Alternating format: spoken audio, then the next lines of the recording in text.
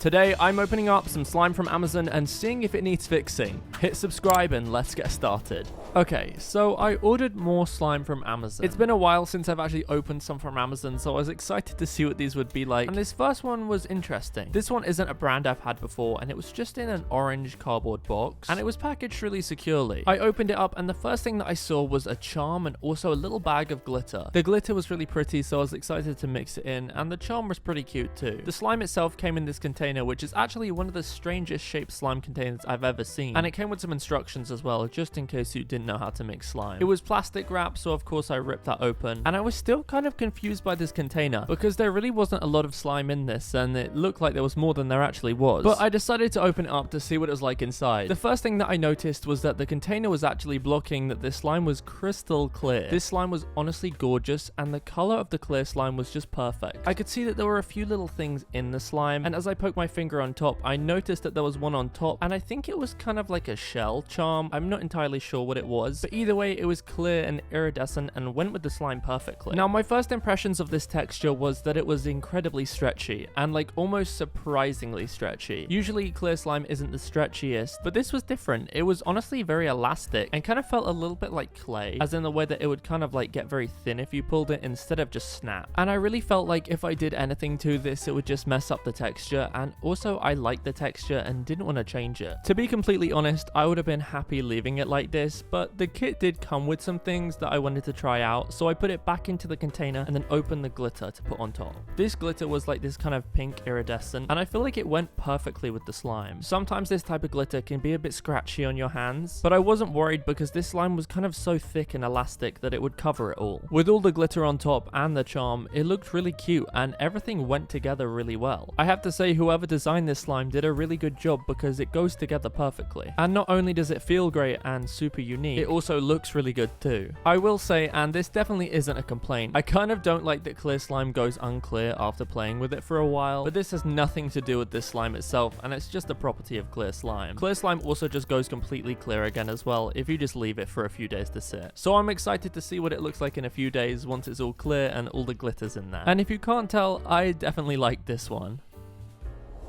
Okay, so this next one actually came in a box that I've seen before, and I'm kind of confused with this because I'm not ordering it from the same shop, but they're coming in the same packaging. I'm not sure whether they sell these boxes to slime manufacturers or if they're just distributed by different people. Either way, this was a polar bear slime kit, and I was so excited to get into it because this kit came with everything. Obviously, it came with the slime, some instructions, 3 different bags of clay in all different colors, a little snowflake mold, which is unique, and then a ton of just glitters, phemos, and add-ins, along with some charms and foam beads too. They really had me covered. This slime came in this almost bucket-like container with a super cute label and was plastic wrapped so that nothing leaked. Unfortunately, the first thing I did notice, because this slime was crystal clear, is that there was a bit of dirt in it, or there was something in it. I'm not sure if it was dirt, but either way, it was a little bit off-putting, but it also meant that the slime was crystal clear enough to see everything in it. So I wasn't complaining too much because then at least I could see what was inside and I could get it out. Now, my initial thoughts to the texture was that it was a little hard, but then I scooped it up and felt it with my fingers and realized that it was actually just cold. This had been sat in my post box for a while, and it's freezing out here at the moment, so I actually let it sit out for a little while to get to room temperature, and I'm very glad I did because I realized very quickly that this slime was very soft and very stretchy. I quickly removed the little piece of dirt and then just got playing with it again just to get a gauge on the texture. It was super thick and almost a little bit silicone-like, and to be honest, I didn't want to mess it up, so I didn't do anything to it because there was nothing really wrong with it. However, I didn't want to play with it too much because I still wanted it to remain clear before I decorate it. So I put it back into the container and put it to one side for a minute. Now, I wanted to start off by decorating it with the clay that was included and the really cool snowflake molds. I've never actually seen molds like this, so I wasn't entirely sure how these were going to turn out, but I just rolled a little bit of the soft clay that was included into a ball and pressed it down. I kind of realized that I wasn't going to get exact snowflake shape, so I was kind of happy with just a little circle with a snowflake imprinted onto it. I used an old fragrance lid just to cut around the edges like a little cookie cutter, and these turned out great. I was really impressed with the way they looked. They were kind of like little snowflake cookies. Now, I didn't want to just make snowflakes to decorate this slime, and we had a ton of clay left from the kit, so I decided to mix the 2 blues and the little bit of white that was left over into a ball and then press it into an ice cream scoop mold. This was included in a previous kit similar to this one, and I just thought it would go really well and kind of make it like a polar bear ice cream sundae. Not to brag, but this scoop kind of turned out perfectly, and the 3 colors mixed together looked great. Now, this kit came with a ton of sprinkles, but not all of them really went together, so I chose the 3 three most coherent ones and decided to dump them into this tray to mix them all together. My idea was that I could mix them together and then use it almost like a dunking tray and then press the slime on top of it to get a nice even layer. As you can see, it didn't really work, and it's partly my fault due to there not really being enough slime in the container, so I ended up just sprinkling it on with my hands. But either way, it still looked cute and I was happy with how the mix looked. It was super sparkly, iridescent, and just feeling very wintry. This kit came with 5 different polar bear charms, which were all different poses, but I decided on the one that was sat down just to press into the scoop. It looked so cute and almost like a little iceberg. Once that was on, I then decided to go around with the little snowflake clays we made and then top it and finish it off with some of the beads that were included in the kit too. And these really made the slime come together. It filled in all the empty space and just made the slime look really nice. I mixed this together, and to be honest, I was a little sad that I had to because it looked so pretty, but the whole experience of mixing this was so satisfying, and just seeing the glitter in the clear slime along with the clay and the beads kind of made it look like a snow globe. I kind of wanted to just leave it like this and not mix it, but of course I had to, and it seemed to just get prettier and prettier the more I smushed everything together. I was interested to see what texture the final result would be, because sometimes clay and clear slime mix a little strangely together, but this seemed to be mixing really well, and it was very smooth and just soft, but really not very buttery, and kind of kept the texture of the clear slime pretty much, but just changed color. But that's definitely not a bad thing, and either way, I'm very happy with this slime.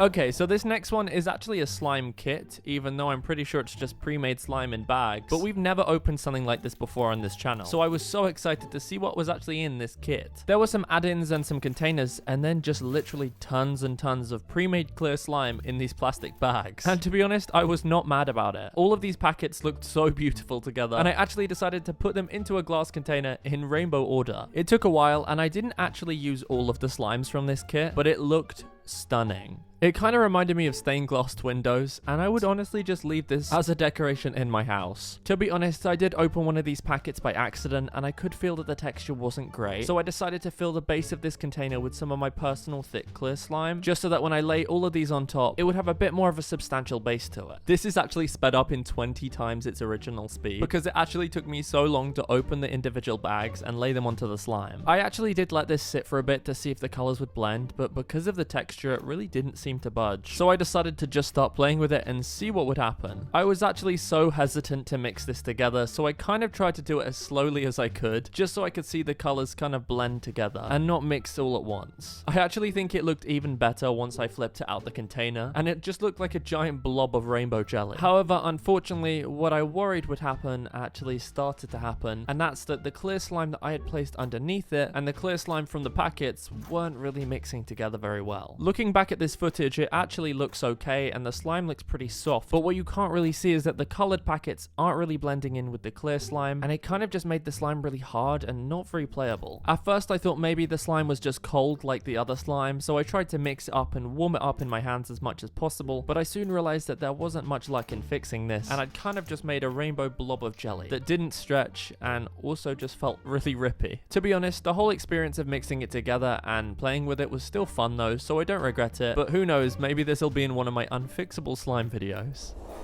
Well, I had so much fun opening up these slimes from Amazon and seeing if they needed fixing. I think we got pretty lucky, and to be honest, only the last one really did. If you enjoyed this video, make sure to give it a thumbs up, and if you want to see more videos like this in the future, hit subscribe. Until then, I'll see you in the next one.